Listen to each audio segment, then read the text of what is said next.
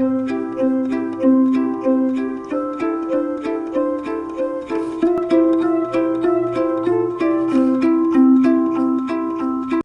오늘 예배 오신 여러분 주님의 이름으로 환영합니다. 옆 사람에게 다시 한번 인사해 주시겠어요? 하나님께서 당신을 부르셨습니다. 한 번 더 인사해 주시겠어요? 당신은 성령의 사람입니다. 아멘. 유튜브와 CGN TV로 이 예배를 함께 하시는 분들, 대학로 해화역에 있는 1번 출구로 나오시면 동숭아트센터가 있습니다. 거기 2층에 청년희망공간 이룸이라는 저희 건물이 있는데요.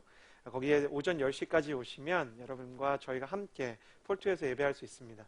영상으로만 참여하지 마시고 함께 오셔서 큰 은혜 받으시기를 바랍니다. 가슴에 손을 얹고 저를 따라 하나님의 은혜를 선포하며 나아갑시다. 스스로를 축복해 주시겠어요? 하나님은 나를 사랑하십니다. 나는 그 사랑 안에 있습니다. 이 시간 말씀 앞에 내 마음을 엽니다. 나는 절대로 이전과 같지 않을 것입니다. 아멘. 오늘은 크리티컬 매스라는 시리즈를 시작하려고 합니다. 크리티컬 매스, 결정적인 순간이라는 뜻이고요. 그리고 어떤 핵폭발이 나기 위해서 그 마지막으로 필요한 원자가 딱 들어오는 순간, 그걸 크리티컬 매스라고 합니다. 여러분, 꽃이 피는 원리를 보면, 저번 주엔 독수리 얘기하더니 오늘은 식물로 갔습니다. 꽃이 피는 걸 보면 굉장히 신기한데요. 꽃이 15도에 만약에 꽃을 피우는 꽃이라고 하면요, 그 꽃은 14.9도까지 미동도 하지 않습니다. 봉우리를 열지 않아요. 우리 생각에 15도에 꽃이 피어야 하면, 15도 이상 되면 꽃이 피어야 하면 14.9도만 돼도 이게 조금씩은 열려야 될 것 같은데 딱 15도가 되어야만 꽃이 피어요. 핵폭탄도 모든 준비가 다 되어 있어도 그 핵폭탄의 마지막 원자 물질이 딱 들어와야만 폭발을 시작해요. 준비가 되어 있는 것 같지만, 많은 것들이 이미 예비되어 있는 것 같지만, 어떤 결정적인 순간이 임할 때 생기는 이 폭발적인 변화를 크리티컬 매스라고 합니다. 성경에도 그런 순간이 있어요.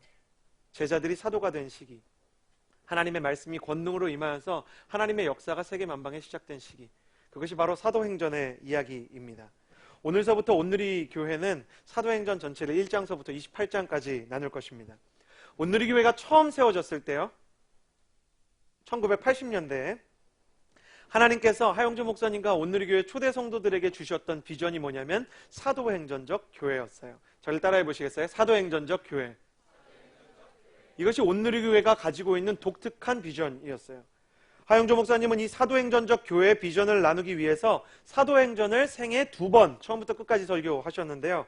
첫 번째는 교회가 세워졌던 1980년대였고요. 두 번째 하영주 목사님께서 이 사도행전 강해를 하셨을 때는 1999년이에요. 교회가 설립된 지 15년이 지났을 때 다시 한번 사도행전의 말씀을 나누었던 것은 15년 만에 온누리교회의 성도 수가 100배 이상 성장했기 때문이에요. 지금은 1000배 이상 성장해 있습니다. 그러니까 이 폭발적인 성장 속에서 성도들이 기쁘기도 했지만 온누리교회가 너무 많은 성도들의 유입으로 인해서 원래 가지고 있었던 비전과 정체성이 희미해질 만한 시기가 됐다고 성령께서 말씀을 하신 거예요. 그래서 1999년도에 100배쯤 성장을 했을 때 하나님께서 다시 한번 사도행전의 메시지를 나누기를 원하셨고, 그때 사도행전의 메시지를 통해서 수많은 청년과 수많은 장년과 수많은 차세대들이 하나님 앞에 비전을 발견하고 하나님 앞에 헌신하는 온누리교회가 세워지게 된 것입니다. 지금 사도행전을 다시 나누게 된 것은 지금이 영적으로 그 어느 때보다 온누리교회에게 중요한 시기이기 때문입니다. 다음 달이 되면 2015년 10월이 되면 온누리교회는 세워진 지 30년이 됩니다. 한 교회가 30년이 되면 일반적으로 교회 역사상 하나님의 놀라운 새로운 비전이 그 교회 가운데 다시 한번 주어집니다. 그 비전을 기다리는 마음으로 이재훈 목사님과 우리 모든 온누리교회 설교자들이 이 사도행전의 메시지를 나누기로 했고요. 또 폴투에게도 이것이 중요합니다.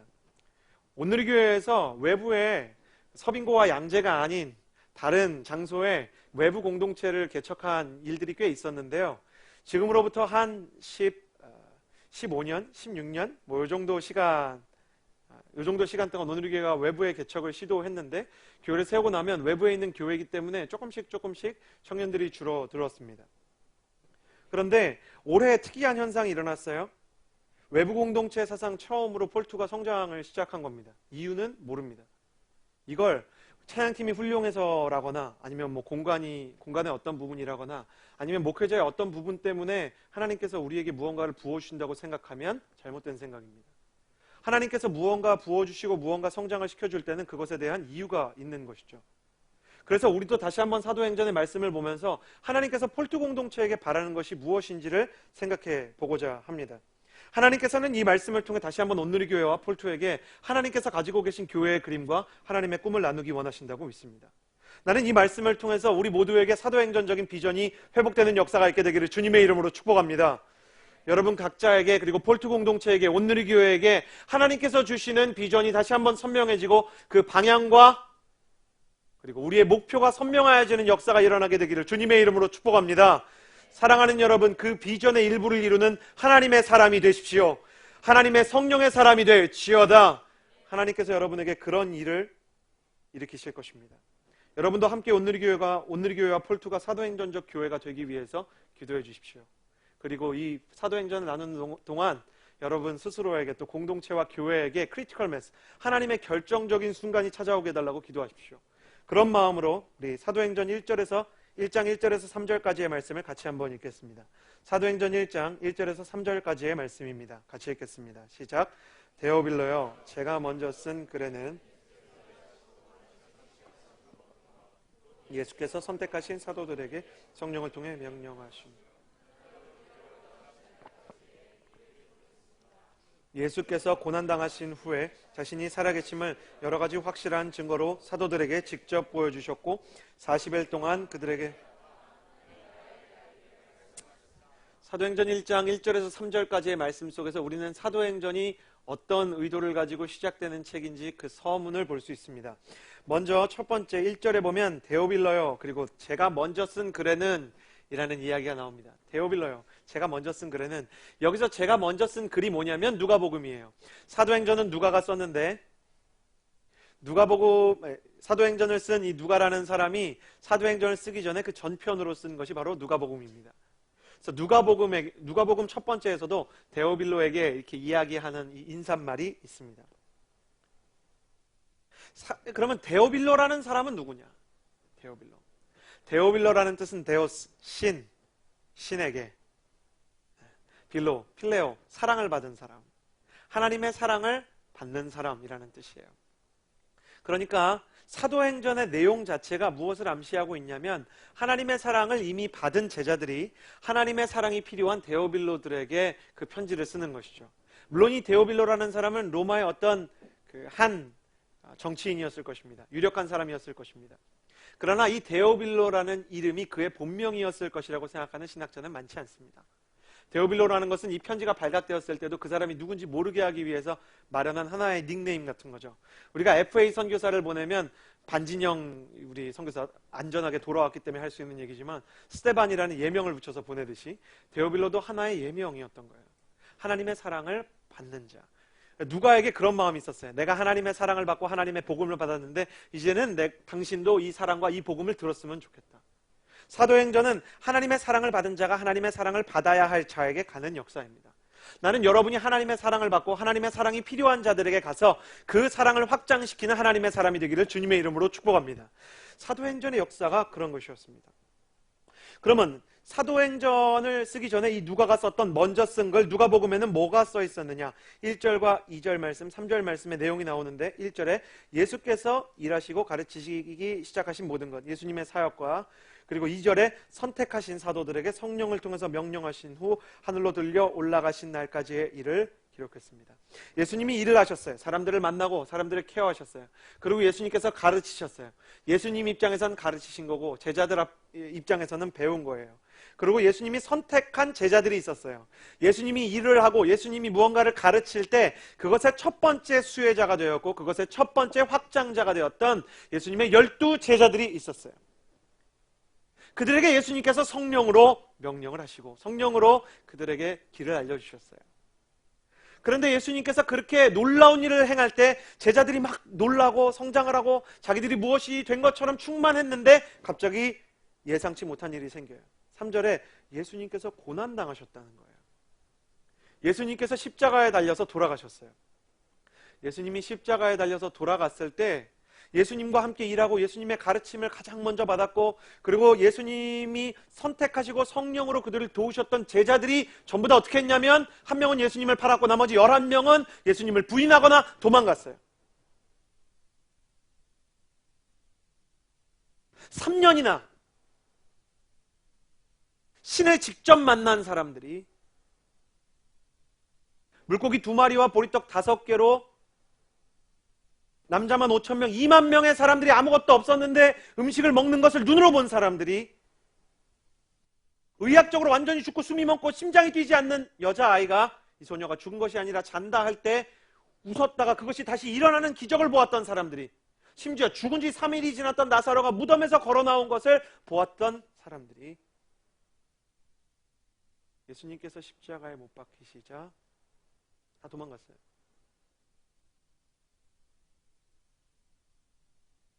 예수님의 사역은, 예수님의 양육은 여기까지 봤을 때 완전히 실패해요. 예수님이 실패했다는 것이죠. 그리고 그 예수님보다 더 심각한 실패를 겪었던 제자들은 다 자기 고향으로 도망쳐요. 그런데 누가복음 말씀에서 예수님의 고난에서 이 말씀이 끝나지 않고 그 뒤에 자신이 살아계심을 여러 가지 확실한 증거로 사도들에게 직접 보여주셨어요. 예수님께서 부활하셔서 제자들을 찾아가신 거예요. 그리고 하나님 나라에 대해서 가르치기 시작했어요. 예수님은 실패한 것 같았지만 실패한 게 아니었던 거예요. 예수님은 죽은 것 같았지만 죽은 지 3일 만에 다시 부활하신 거예요. 그리고 제자들을 찾아갔어요. 문제는 뭐냐면, 예수님은 죽었다가 살아나셔서 승리하시고 성공하셨는데 제자들의 마음은 여전히 두려움 가운데 휩싸여 있었다는 거예요. 사람은 기적을 본다고 한 번에 변하지 않아요. 성경에 따르면. 저는 불치병이 기도해서 나았는데도 교회를 떠난 사람들을 많이 보았어요. 저는 뜨겁게 기도하고 하나님의 음성을 들었던 사람도 교회를 떠나는 것을 보았어요. 제자들은 예수님의 부활을 보았지만, 너무나 놀라웠지만 그것은 예수님의 승리지 아직 내 승리가 아니었던 거예요. 게다가 설상가상으로 이 승리하신 예수님이 곧 떠나신다는 얘기를 하기 시작하자 제자들은 두려웠어요. 이제 남겨진 우리는 어떻게 해야 되는가? 그때 예수님께서 이미 한번 쓰러진 패배가 무엇인지 아는 제자들을 일으키시는 메시지를 주시기 시작하는데, 사도행전 1장은 이 어두운 실패 가운데 주님께서 어떻게 제자들을 한 명씩 한 명씩 일으키시는지를 다루고 있습니다. 예수님께서 제자들을 일으키시는 그 메시지를 세 가지 부분으로 나누어서 살펴보고자 합니다. 첫 번째, 예수님께서 제자들을 어떻게 일으키시는가, 일으키시는 하나님의 첫 번째 메시지입니다. 함께 4절과 5절 말씀을 같이 읽겠습니다. 시작. 그들과 함께 모였을 때 예수께서 이렇게 명령하셨습니다. 예루살렘을 떠나지 말고 너희가 내게 들은 대로 내 아버지가 약속하신 선물을. 첫 번째, 쓰러진 사람을 향한 일으키시는 하나님의 메시지는 stay, 기다리라는 것입니다.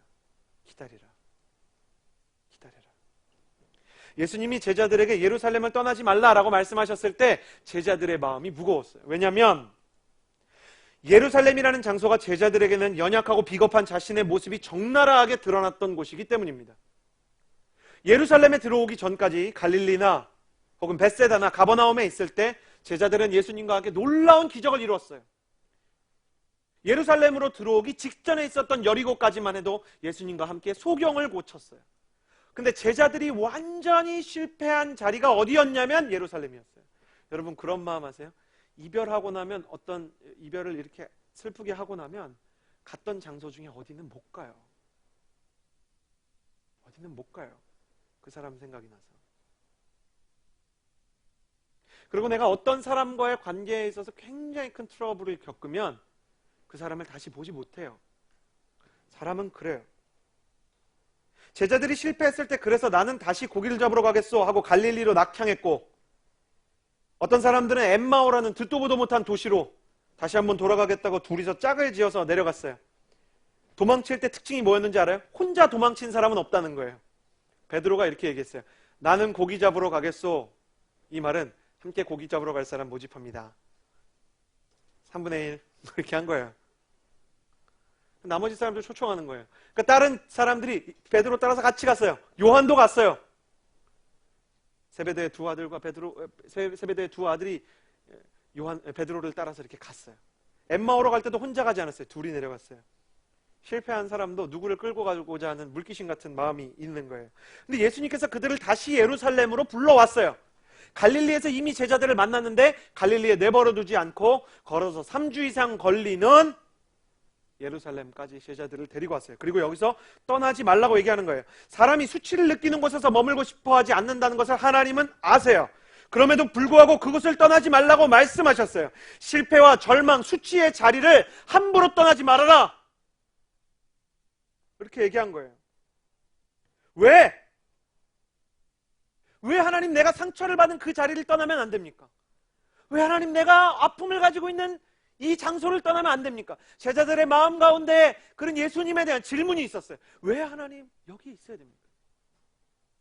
도저히 있기 싫은 자리에 내가 여기 왜 있어야 됩니까? 왜냐하면 거기 있어야만 영적인 나의 상태를 직면할 수 있기 때문이었어요.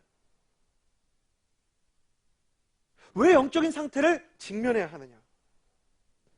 영적인 상태를 직면하는 사람만이 겸손이 무엇인지를 배우기 때문이에요. 예수님은 제자들을 완벽하게 일으킬 수 있는 회심의 일격, 크리티컬 메스를 갖고 있었어요. 그게 뭐냐면 성령의 충만이에요. 예수님 안에서 예수님을 이끌어 오셨던, 예수님이 지칠 때 예수님을 붙들어 주셨던 타버리지 않는 열정, 마르지 않는 사랑, 그리고 사람의 능력이 아닌 하나님의 능력으로 말미암아 사역하게 만들었던 그 성령님의 영이 사람에게 이제 전가되어서 충만하게 되면 새로워진다는 것을 예수님은 보고 계세요. 예수님은 먼 미래의 약속의 관점에서 지금의 제자들을 보면서 마치 수술을 권유하듯이 이 수술을 해야만 네가 성령의 충만이라는 온전한 회복에 갈 수 있다고 선포하는 거예요. 여러분, 지식과 진리는 달라요. 지식은 머리에 호소하지만 진리는 영에 호소해요. 지식을 많이 배운다 그래서, 하나님에 대해서 지식을 많이 배운다 그래서 사람의 가슴과 심령이 찢어지지 않아요. 그건 지식이에요. 머리에 하나에 쌓이는 거예요. 그렇게 계속 쌓여가면 바리새인이 되는 거예요. 그럼 진리는 뭐냐? 진리는 사람의 마음에 말할 수 없는 충격과 상처를 줄 때가 있어요. 똑같은 말씀인데 지식으로 전해질 때는 아무렇지 않지만 진리로 전해질 때는 그게 상처가 있는 거예요. 그래서 똑바로 설교 들으면 어떤 때는 상처가 돼요. 하용조 목사님이 설교를 할 때, 살아계실 때 많은 성도들이 와서 하용조 목사님한테 항의했어요. 목사님 지금 나한테 타겟팅한 거죠. 놀라운 건 목사님이 그 사람의 이름도 모른다는 거예요. 목사님 지금 나한테 한 얘기 아니에요? 나 들으라고 한 얘기죠. 수도 없이 찾아왔어요. 온누리교회 사무실에. 심지어 그 하용조 목사님 계신 그 목사님 방에 하용조 목사는 개인 사찰을 그만둬라 막 이런 거 막 이렇게 붙이고 막 그랬어요. 아니에요. 성령의 진리가 임하면 가슴이 찢어져요. 그 찢어지는 고통의 순간을 외면하지 말라는 거예요. 여러분, 저를 보세요. 어떤 때는 예배 드리는 것 자체가 괴로워요. 어떤 때는 찬양을 하는 것 자체가 힘들어요.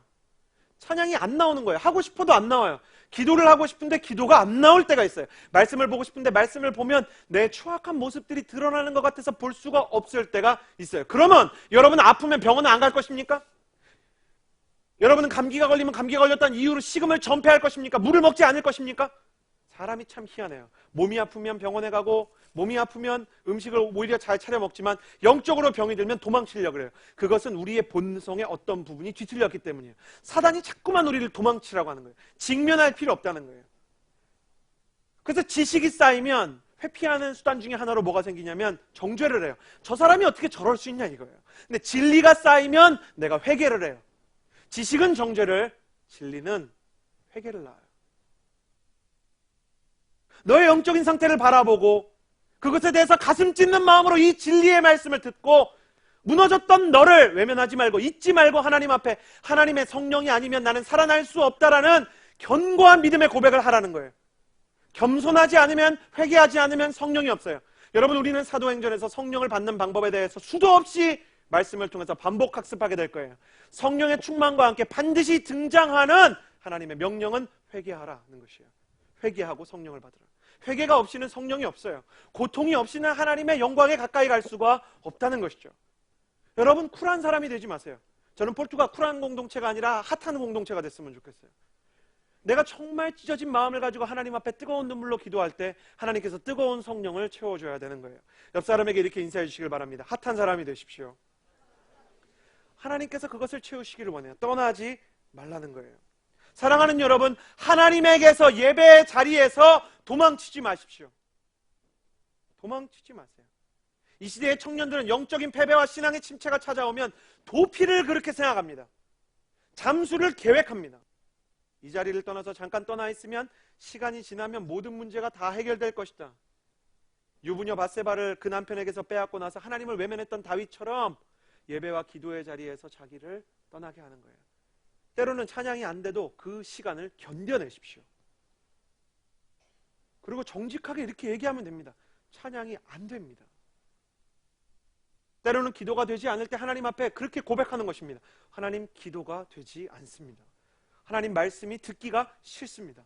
그러나 그래도 내가 떠나지 않고 이 자리를 지키겠습니다. 주님께서 떠나지 말라고만 말씀하신 것이 아니라 stay, 떠나지 말고 성령을 기다리라 그러셨어요.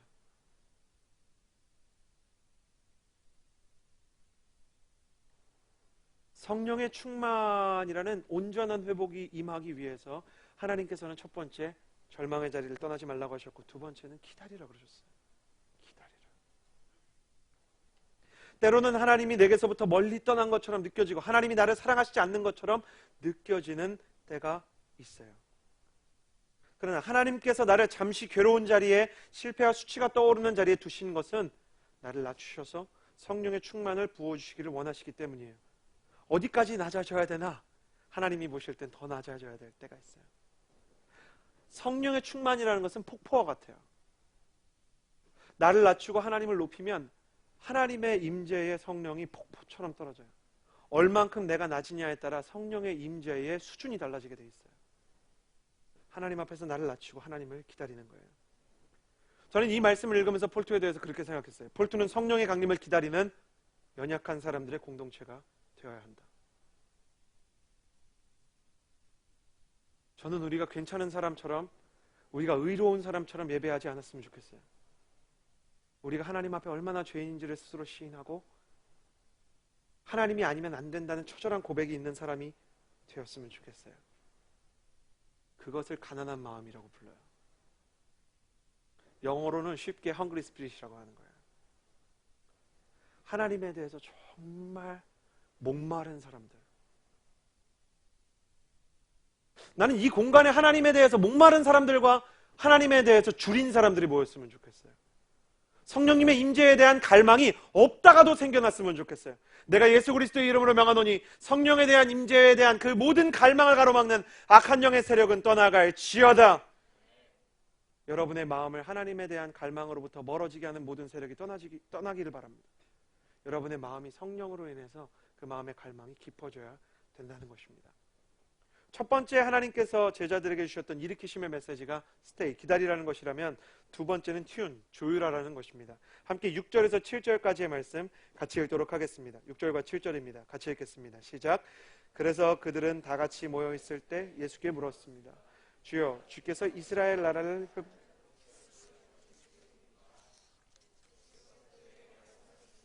그날과 그때는 아버지께서 자신의 권세로 정하셨으니 너희가 알 것이다. 무너진 제자들을 일으키신 예수님의 첫 번째 메시지가 stay, 기다리라는 것이었다면, 두 번째는 tune, 조율하라는 것입니다. 연주를 시작하기 전에 바이올린이나 기타를 연주하는 사람이 꼭 해야 되는 게 조율해야 되는 거예요. 아무리 연주를 잘해도 조율이 엉망인 악기를 갖고는 연주를 똑바로 할 수가 없어요. 기타 현 중에 중간에 있는 현 하나만 제대로 풀어놓으면 기타 연주가 망가지는 건 삽시간이에요. 그러니 연주를 시작하고 제대로 된 것을 시작하기 전에, 제대로 음악을 시작하기 전에는 당연히 조율을 해야겠죠. 하나님께서도 제자들에게 조율에 대한 메시지를 주셨어요. 왜냐하면 6절에 제자들이 이렇게 얘기했기 때문이에요. 예수님께서 부활하신 뒤에 40일 동안 하나님 나라의 일을 가르쳤다고 성경 사도행전 1장 3절에 얘기하고 있어요. 40일 동안 얘기했어요. 하나님 나라, 하나님 나라, 하나님 나라, 하나님 나라. 40일 동안 저렇게 말씀하셨다고요. 하나님 나라, 하나님 나라. 근데 제자들이 뭐라 그러냐면 6절에 그래서 그들은 다 같이 모였을 때 예수께 물었습니다. 주여, 주께서 이스라엘 나라를 회복시켜 주시는 것이 지금입니까? 하나님 나라를 40일 얘기했어요. 근데 40일 끝나고 나 이제 올라간다 그랬더니 제자가 뭐라 그랬냐면 이스라엘 나라는 이제 회복됩니까? 그러니까 마음속으로 딴 생각하고 있었던 거예요.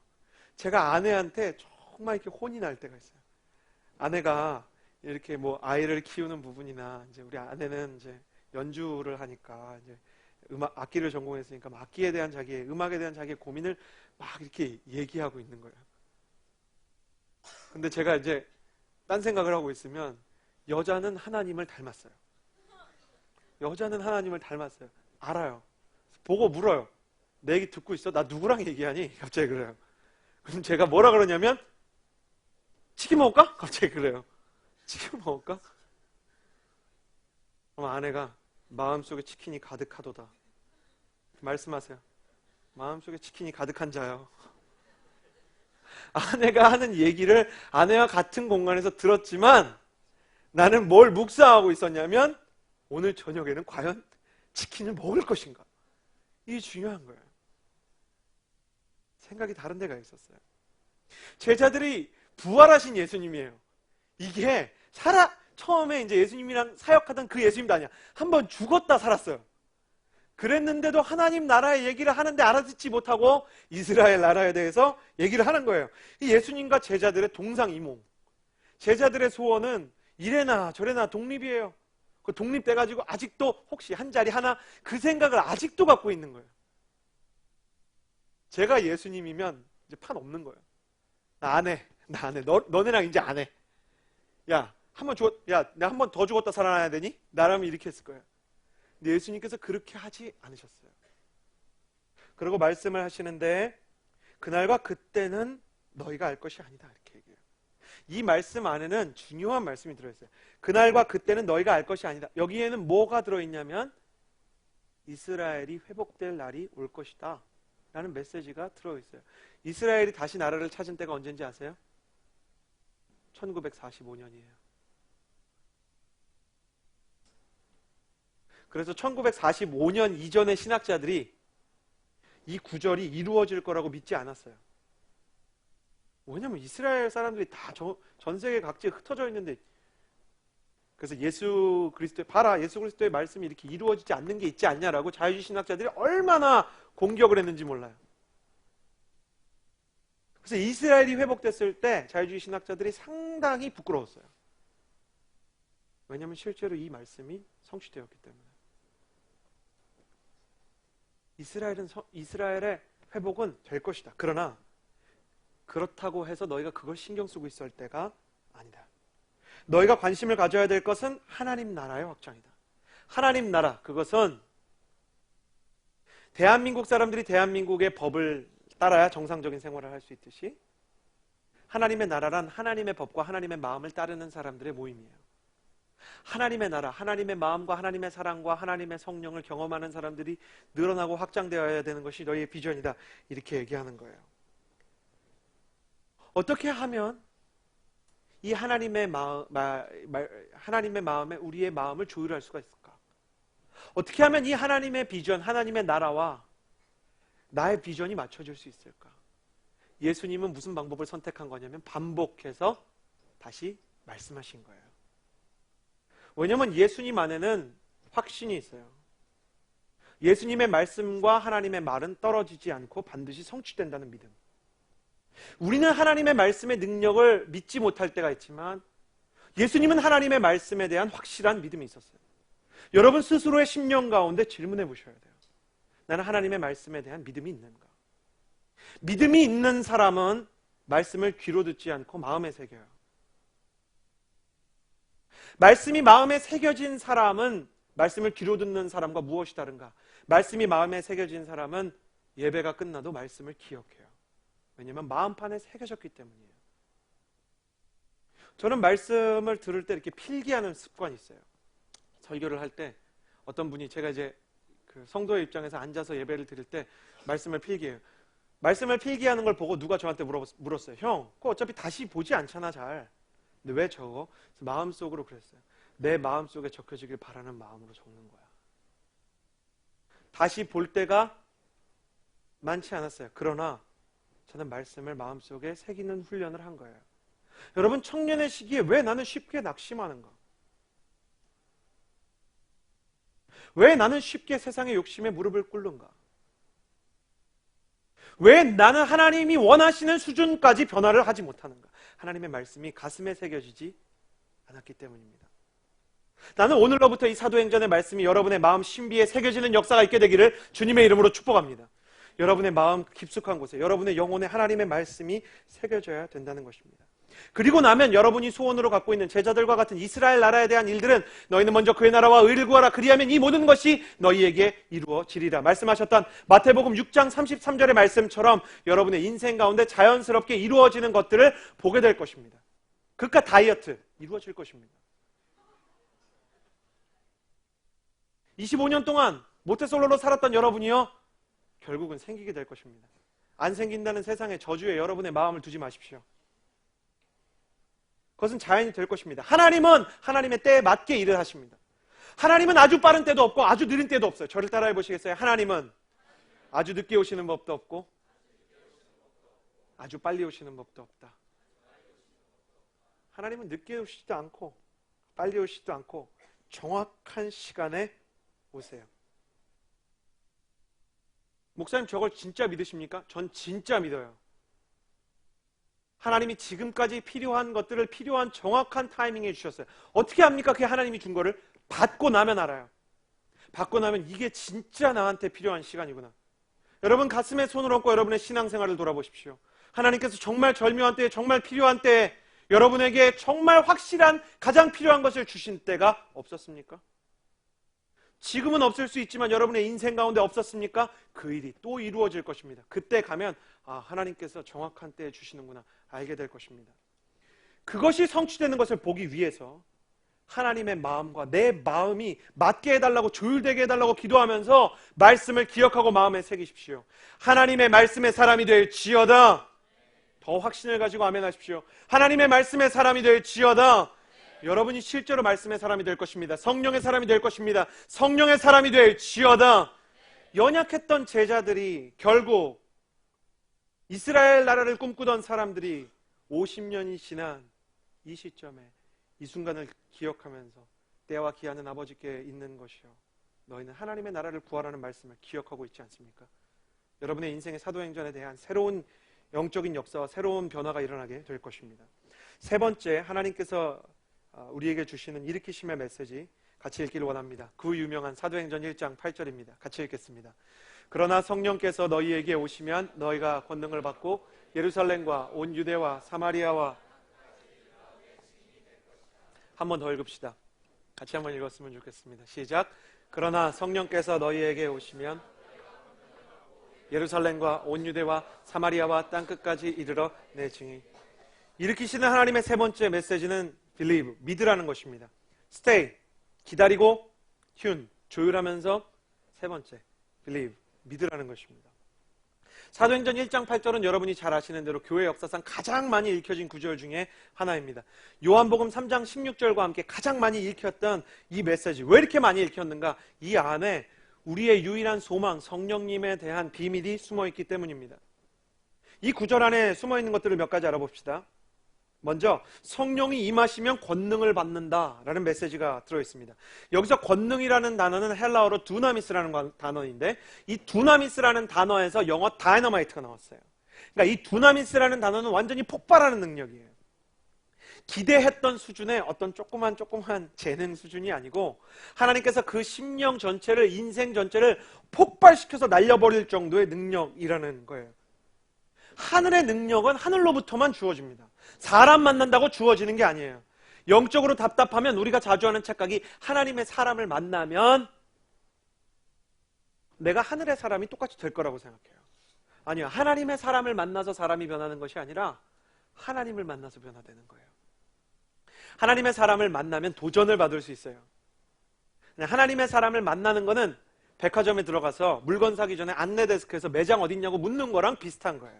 그 사람이 매장을 알려주고 당신을 매장까지 인도해 줄 수는 있지만 그 매장에서 여러분에게 옷을 사줄 수는 없어요. 지불하신 분은 예수님이요, 여러분을 입히시는 분은 성령님이에요.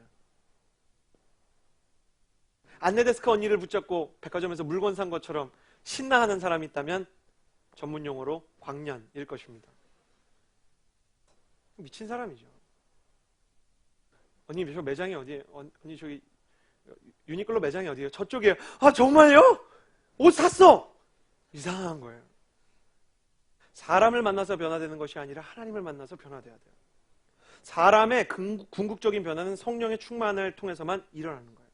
이 성령의 충만이 있었던 사람들이야말로 하나님의 사람들이었고, 이 능력 때문에 초대교회 교인들이 화형을 당하면서도 찬양을 했다는 기록이 있어요. 화형을 당하면서 찬양을 하는 것은 육체적으로도 불가능한 일이에요. 이게 뭐 정신력으로 극복할 수 있는 게 아니란 말이죠. 로마의 기록 중에 제일 무서운, 제일 섬뜩한 성령의 권능 중에 하나가 뭔지 아세요? 상반신이 다 타면 의학적으로 찬양이 안 돼야 되잖아요. 상반신이 다 탔는데 부르던 노래를 끝까지 맞추고 죽었다는 기록이 있어요. 평안 가운데 웃으면서. 그래서 화형을 집행했던 사람이 그날 회개하고 예수님을 믿었어요. 1907년에 평양 장대원 교회에 성령의 거룩한 역사가 임해서 우리는 어게인 1907이라고 얘기합니다. 우리 민족 최초의 성령 강림 사건이었어요. 근데 평양 소방서에 남아있는 기록이 정말 걸작이에요. 뭐라고 기록되어 있는지 아세요? 장대영 교회에 불이 났다는 소문을 듣고 출동했더니 과연 불길이 치솟아. 이 말은 눈으로 봤을 때 얘기예요. 불길이 치솟아 불을 끌어갔으나 아무도 타지 않더라. 그러니까 소방관이 갔는데 예수 안 믿는 사람이에요. 갔는데 교회가 불타고 있는 거예요. 그러니까 실제로 그 불을 끌려고 물을 들고 왔어요. 소방관이. 들어갔는데 아무도 타지 않는 거예요. 그래서 그 소방서가 어떻게 됐는지 아세요? 그날 1907년 그날 전체가 다 그리스도의 제자가 됐어요. 이게 하나님의 일이에요. 이런 기적만 하나님의 일이 아니에요. 손양원 목사님의 경우에는 그를 쏘아 죽였던, 실제 권총으로 쏴 죽였던 공산주의자를 자기의 양아들로 삼았어요. 그리고 그 양아들이 예수님을 믿었을 뿐만 아니라 양아들의 아들이 손양원 목사님을 따라 목회를 하고, 양아들이 손양원 목사님의 다큐멘터리를 만든 게 우리가 전해본 손양원 목사님 영화예요. 그런 사랑, 그런 기적, 이런 건 세상이 감당할 수 있는 게 아니에요. 세상만이 문제가 아니에요. 세상을 바꿀 수 없는 것만이 문제가 아니에요. 문제는 내 마음도 내 마음대로 안 된다는 거예요. 내가 하나님께 가까이 가고 싶지만 내 힘으로는 갈 수가 없어요. 이때 하나님께서는 노력하라고 말씀하지 않으세요. 권능을 받아야 된다고 얘기하세요. 하나님의 권능. 이 사도행전 말씀을 우리가 읽고 이것을 가지고 기도할 때 그 권능을 구하시기를 바랍니다. 연주를 잘해서 사람의 마음을 고치는 것이 아니라 사람을 고치는 연주를 하는 아티스트들이 일어나고, 그림을 잘 그려서 사람의 영혼을 소성시키는 것이 아니라 미술적으로는 대단하지 않은 것 같은 작품이 사람의 인생을 치료하고, 대단한 문장이 아닌데도 불구하고 여러분이 쓴 글을 통해서 사람들이 회심하는 역사가 일어나기를 바랍니다. 그러니 이서진 목사가 설교를 수사학적으로 잘하고 못하고가 중요하겠습니까? 저를 위해서 기도할 때 우리 목사님이 성령 충만하게 해주십시오 라고 기도하십시오. 예배팀을 위해서 기도하고 폴트를 위해서 기도할 때도 성령의 권능이 임하기를 위해서 기도하는 것입니다. 성령의 권능이 없이 교회는 죽은 시체와 같은 것입니다. 세상 사람들의 노력은 마치 미라와 같아요. 금관으로 아무리 둘러싸놔봐야 그 안에는 시체가 들어있습니다. 아무리 멋있게 피라미드를 지어봐야 그것은 무덤입니다. 여러분의 노력과 여러분의 스펙과 여러분의 재능으로 하늘나라에 가지고 갈 수 없는 영원하지 않는 시체를 만드는 것이라면 그만두십시오. 하나님께서 여러분에게 생명력이 있는 권능을 통해서 사람의 영혼을 살리고 세우는 역사를 주시기를 원한다는 것입니다. 두 번째, 이 말씀 안에는 무슨 권능을 받는다는 메시지 이어서 무엇이 들어있는가? 성령이 임하시면 하나님의 계획을 알게 된다는 메시지가 들어있습니다. 예루살렘과 온 유대와 사마리아와 땅끝까지 이른다. 사도행전이 이 순서를 그대로 따라갑니다. 예루살렘, 온 유대, 사마리아와 땅끝. 1장부터 7장까지는 예루살렘이 복음화되는 과정을 그리고 있고요. 그리고 8장부터 13장까지, 12장까지는 온 유대와 사마리아가 주님께로 돌아오는 역사를 기록합니다. 그리고 13장부터 마지막 28장까지, 또 28장 미완성에 이어서 액치 29, 우리의 시대까지 땅끝이 복음화되는 과정을 그리고 있는 거예요. 하나님은 무질서하고 계획이 없는 변덕꾸러기가 아니에요. 우리 입장에서는 인생이 갑작스럽고 즉흥적인 일로 가득 차 있는 것 같지만 하나님은 차근차근 하나님의 계획을 이루세요. 그러나 하나님이 그 계획을 모두 다 알려주고 시작하는 건 아니에요. 아까 얘기한 것처럼 때와 기한은 아버지께 있는 거예요. 우리는 그 아버지를 믿고 따라갈 뿐이에요. 단지 성령이 임하시면 무엇을 알게 되는가? 이 모든 것이 하나님의 계획 안에 있구나 라는 평안함을 얻게 되는 거예요. 하나님의 계획을 신뢰하는 성령에 충만한 사람은 고난이 다가와도 좌절하지 않아요. 상처가 다가와도 무릎 꿇지 않아요. 여러분의 인생 가운데 20살, 21살, 22살 때 어떤 대학을 갔는지가 여러분의 인생을 결정하지 않습니다. 여러분이 대학을 졸업하고 대학원을 졸업하고 나서 여러분이 어떤 인생을, 어떤 삶을 살게 되는지를 여러분의 직장이 보장해 주지 않습니다. 그러나 여러분이 아무리 초라하고 아무리 능력이 없고 아무리 연약한 사람이라 할지라도 성령이 임하시면 예루살렘과 온 유대와 사마리아와 땅끝이 지금 실제로 변화되는 것을 여러분 스스로가 교회의 역사를 통해서, 말씀을 통해서, 온누리교회를 통해서 경험할 수 있듯이 여러분의 인생도 하나님의 계획에 따라 차근차근 쌓여져 가는 것을 보게 될 것입니다. 그러므로 사랑하는 여러분이요, 성령의 충만을 구하고 두려워하지 마시기를 바랍니다. 내가 예수 그리스도의 이름으로 명하노니 모든 두려움은 사라질지어다. 여러분의 인생을 짓누르는 두려움과 비교의식으로부터 탈출할 수 있는 유일한 길은 성령의 충만함을 얻는 것입니다. 그러므로 기도할 때 성령님, 내가 하나님의 계획을 알게 하여 주시고 하나님의 계획을 따르고 있다는 믿음을 갖게 하여 주시옵소서. 지금 내 눈으로 볼 때 내 인생이 너무나 초라하고 내 눈으로 볼 때 내 인생에 너무나 가진 것이 없지만 하나님께서 나의 인생의 보루가 되시고 나의 인생을 붙잡아 주시고 나의 인생을 모세에 실패했던 40년처럼 묵혀두셨다가 다시 마지막 하나님이 원하시던 그때에 나를 세우실 것을 믿고 나아가게 하여 주시옵소서.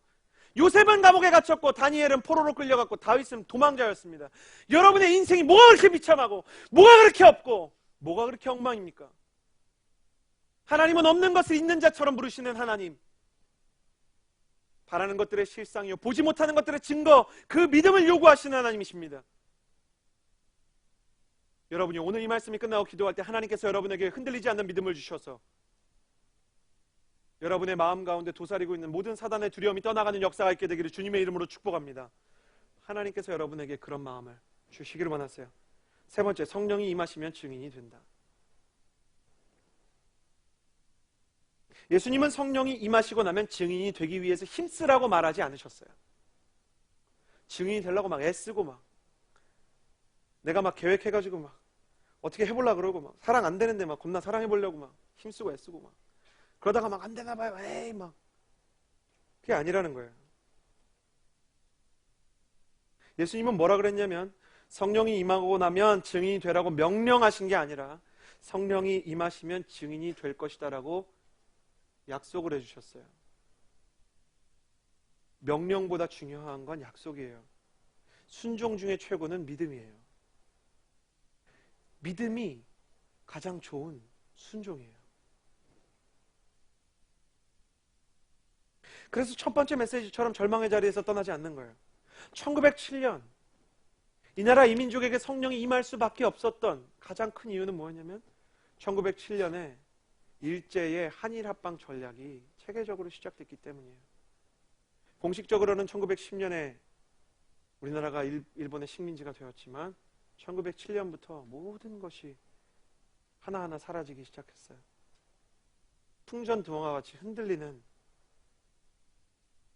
조선의 앞날 앞에서 사람들이 삼삼오오 모여 기도를 하기 시작하고 가장 깊은 절망의 그 순간에 하나님께서 이 민족에게 성령을 주셔서 그 일제 36년의 잔혹했던 역사를 견디게 하셨어요. 그리고 그 견뎌낸 일제의 패악한 그 식민 통치가 지나자 대한민국은 오늘날처럼 세계에서 선교사를 미국 다음으로 두 번째로 많이 파송하는 국가가 된 거예요. 하나님의 도구가 되기 위해서 수많은 어려움들을 우리는 견뎌내고 그 앞에서 하나님 앞에 기도했던 거예요. 내 힘으로 도저히 더 이상 갈 수 없을 때가 있어요. 그때가 바로 성령의 충만이 가까이 있는 순간이에요. 제자들이 3년 동안 예수님 쫓아다녔어요. 근데 진짜 성령의 충만을 경험하지 못하다가 언제서야 그 성령의 충만을 경험하게 되냐면 예수님께서 승천하시고 나서 자기를 보니까 아무것도 없는 거예요. 제자들이 처음에 마가의 다락방에 모인 이유는 간단했어요. 밖으로 나갈 용기가 없었기 때문에. 큰 다락방, 그 다락방이라는 것은 비정상적인 공간이에요. 연회장이 아니잖아요. 어떤 홀이 아니잖아요. 갈 용기가 없는 사람들인 거예요. 복음을 전하기는 내 목숨 부지하기도 두려웠던 사람들. 그런데 그들에게 성령이 임할 수밖에 없는 마음밭이 된 것은 그들이 처참한 절망 가운데서 오직 성령님을 기다렸기 때문이에요. 그 성령이 임하고 나자 그 다음엔 증인이 되기 위해서 애쓸 필요가 없었어요. 성령님께서 그들을 만들어주신 거예요. 사랑이 안 되는 걸 내가 사랑하려고 한다고 사랑이 되지 않아요. 나로 인해서 복음을 듣지 않는 부모님이 갑자기 복음을 듣게 되는 것은 내 힘으로 가능한 것이 아니에요. 아, 내 안에 성령님이 임하셔야 하는구나. 그 갈망을 가지고 이스라엘 나라에 대한 그 모든 다른 관심을 꺼버린 사람들, 주일 예배가 끝나고 월요일이 되었는데도 불구하고 여전히 내 마음이 굶주려 있고 여전히 내 마음이 목마른 가난한 헝그리 스피릿의 사람들, 그 사람들이 바로 성령 충만에 준비된 사람들인 거예요. 그들에게 주님은 약속하세요. 성령이 임하면 증인이 될 것이다. 너의 사역도 너의 비전도 너의 섬김도 너의 사랑도 성령이 한다. 그러므로 너는 내게 부르시리라. 그래서 우리는 기도해야 돼요. 하나님, 도저히 갈 수 없습니다. 내가 얼마나 연약한 사람인지를 내가 압니다. 주님, 내가 도와주시옵소서. 우리에게 필요한 건 노력이 아니에요. 믿음이에요. 믿음이 필요해요. 이 약속을 믿고 기도하면서 사도행전의 문을 여는 거예요. 놀라운 것은 예수님께서 제자들이 이렇게 많이 실패했는데도 불구하고 제자들을 버리지 않으셨다는 거예요. 스스로 목숨을 끊은 가룟 유다를 제외하면 예수님은 그 누구도 제자들 가운데 버리지 않았어요. 그래서 누가는 이 사도행전 1장 2절에 예수께서 선택하신 사도들이라고 말하고 있어요. 자기가 돌아보니까 내가 잘한 게 아니고, 누가가 돌아보니까, 바울도 돌아보니까, 베드로도 돌아보니까, 이 지금 사도행전을 쓸 때 이미 나이가 80세가 되어서 돌아보니까 내가 잘한 게 아니고 하나님께서 나를 선택하셨더라. 하나님께서 나를 붙잡으셨더라. 내 힘으로 한 게 아니더라. 심장이 내 의지를 넣지 않아도 뛰듯이, 호흡이 내가 의식하지 않아도 되듯이 성령께서 나를 인도하셨더라. 돌아보니까 하나님께서 나를 붙잡으신 거더라. 양화진 선교사 묘역에 가면 양화진 선교사 모형만 있는 게 아니라 카톨릭의 성지인 절두산 순교자 서원이 있어요. 거기 가면 김수환 추기경이 써놓은 현판이 있는데, 이 말씀을 읽고 김수환 추기경이 뭐라고 써놨냐면 그리스도는 당신만을 믿습니다라고 써놨어요. 우리가 예수님을 먼저 믿는 것이 아니라 주님께서 나를 믿는 것입니다. 주님께서 나를 믿으시기 때문에 이 자리에 부르시고 약속하는 거예요. 너에게 성령이 임하게 될 것이다. 이 자리를 떠나지 말라. 그리고 나에게 마음을 맞추고 내게 기도하라. 이 약속을 붙들고 기도하는 여러분이 되시기를 주님의 이름으로 축복합니다. 이 시간 기도할 때 성령의 충만이 필요한 사람들 다 같이 일어나서 그 자리에서 기도합시다. 주님, 내 힘으로는 도저히 앞으로 더 이상 갈 수 없사오니 하나님의 성령으로 나를 채워주시옵소서. 내 비전은 어디까지나 이스라엘 비전일 뿐입니다. 살을 조금 더 빼고 조금 더 예뻐지고 조금 더 좋은 학교에 들어가고 조금 더 높은 연봉을 얻는 것, 그것이 내 인생의 목표인 것처럼 생각을 했습니다. 하나님, 이 시간 내게 그 무엇보다 성령의 충만이 필요합니다. 더 이상 내 힘으로 갈 수 없는 그곳, 더 이상 내 힘으로 어찌할 수 없는 사랑, 더 이상 내가 내 마음으로 품을 수 없는 하나님의 마음을 얻기 위해서 나는 성령님을 구하며 나아갑니다. 성령의 충만을 기대하는 분들 두 손을 하늘로 향하여 들고 성령님 나를 변화시키셔서 다이너마이트와 같은 폭발력 있는 성령의 권능으로 나를 채워주시옵소서. 주여, 세 번을 치고 기도합니다.